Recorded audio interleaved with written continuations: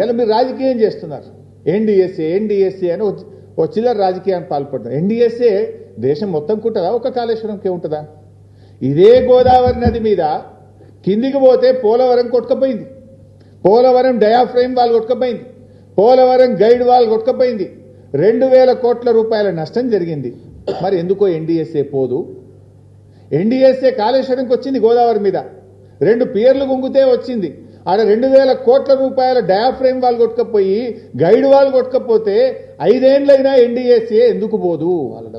ఇక్కడనేమో 5 రోజులనే వస్తారు, 5 రోజులే ఇక్కడ వస్తారు. 5 ఏళ్ళైనా పోలవరంలో ఎన్డీఎస్ఏ పోదు. 5 నెలలైనా ఎస్ఎల్బీసీ టనల్ కుప్పగూలితే ఎన్డీఎస్ఏ రాదు. కిషన్ రెడ్డి పంపడు, ఎన్డీఎస్ఏ రాదు. ఎందుకు రాదు? కిషన్ రెడ్డి, రేవంత్ రెడ్డి, కాంగ్రెస్ బీజేపీల మధ్య ఢిల్లీలోనేమో కొట్లాడతారు, గల్లీలోనేమో అలాయి బలాయి చేసుకుంటారు. ఈ రాష్ట్రంలో ఇద్దరు కలిసిపోయింది.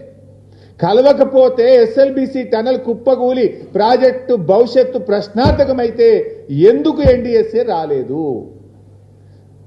నేను అడుగుతా ఉన్నా. ఇలా పోలవరంలో కూలిపోయింది, మరి అక్కడ ఎన్డీఎస్ఏ పోలే. ప్రత్యామ్నాయ డిజైన్లు చేసిండ్రు, రిపేర్ స్టార్ట్ చేసిండ్రు. ఇప్పుడు కొత్త డయాఫ్రేమ్ వాళ్ళు కట్టనే ఉన్నారు. మరి ఆడ కట్టినప్పుడు ఈడెందుకు కట్టరు? ఈడ ఎన్డీఎస్ఏ పేరు మీద ఎందుకు కాలయాపన చేస్తున్నారు? అంటే పోలవరంకో నీతి, కాళేశ్వరంకో నీత, కాళేశ్వరంకో నీతి, ఎస్ఎల్బీసీ టనల్కు ఇంకొక నీత. ఇదంతా చిల్లర రాజకీయం చేస్తున్నారు. ఇలా ప్రజలకు కూడా అర్థమైపోయింది.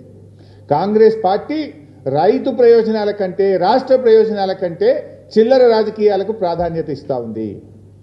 దయచేసి ఎన్డీఎస్ఏను ఎన్డీఏ ప్రభుత్వం రాజకీయ సంస్థగా మార్చొద్దని, తక్షణమే మరమ్మతులు చేపట్టాలని చెప్పి కూడా